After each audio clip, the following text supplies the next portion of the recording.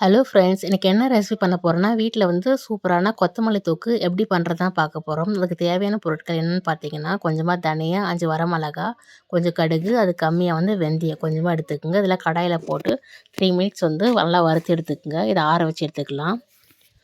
ஒரு எலுமிச்சை பழம் சைஸ் புளியை வந்து ஊற வச்சுக்கோங்க கல்லுப்பு போட்டு.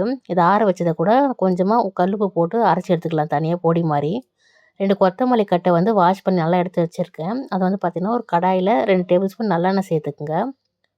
வாஷ் பண்ண கொத்தமல்லியை சேர்த்துக்கலாம். சேர்த்துட்டு ஊற வச்சுருந்த புளியும் இதில் சேர்த்துக்குங்க. சேர்த்துட்டு கொஞ்சமாக பெருங்காயம் சேர்த்துக்குங்க.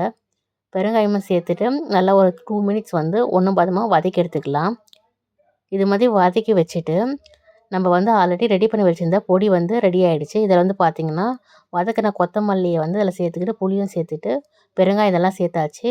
1/2 டேபிள் ஸ்பூன் வந்து தனி மிளகாத்தூள் சேர்த்துட்டு மூடி போட்டு தொக்கா ஒன்றும் பாதமாக அரைச்சி எடுத்துக்கலாம். வேறு கடாயில் வந்து 2 டேபிள் ஸ்பூன் நல்லெண்ணெய் சேர்த்துக்கலாம்.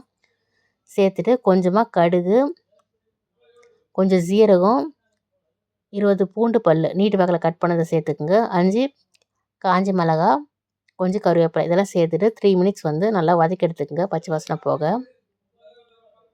நம்ம அரைச்சி வச்சுருந்தா கொத்தமல்லி தூக்கு அதில் சேர்த்துக்கலாம். சேர்த்துட்டு கொஞ்சமாக தண்ணி சேர்க்கணும். மிக்ஸி ஜாரை வந்து அரைச்சி அதில் சேர்த்துக்கலாம். நிறைய தண்ணி சேர்க்கக்கூடாது. சேர்த்துட்டு 5 to 10 மினிட்ஸ் வந்து நல்லா வதக்கி விடுங்க பச்சை வாசனை போக. இது மாதிரி நல்லா வதக்கி விட்டுட்டு மேலே வந்து நல்லா எண்ணெய் திரிஞ்சு வரணும். இந்த ஸ்டேஜில் வந்து வந்துச்சுன்னா சூப்பராக நம்மளுக்கு கொத்தமல்லி தொக்கு ரெடி ஆகிடுச்சு. இது டேஸ்ட் நல்லாவே இருக்கும். நீங்களும் ட்ரை பண்ணி பாருங்கள். ஒயிட் ரைஸ்க்கு வந்து போட்டு சாப்பிட்லாம். நம்ம டிஃபன் பண்ணுறதா இருந்தால் கல்லுப்பு வந்து கம்மியாக போட்டு டிஃபனுக்கு இதே மெத்தடில் செய்யலாம். ஒயிட் ரைஸ்க்கு வந்து கொஞ்சம் சாப்பாட்டில் வந்து உப்பு போட்டு வடிச்சிருக்கேன். இதுலேயும் கொஞ்சம் கல்லுப்பு போட்டு சேர்த்துக்குங்க.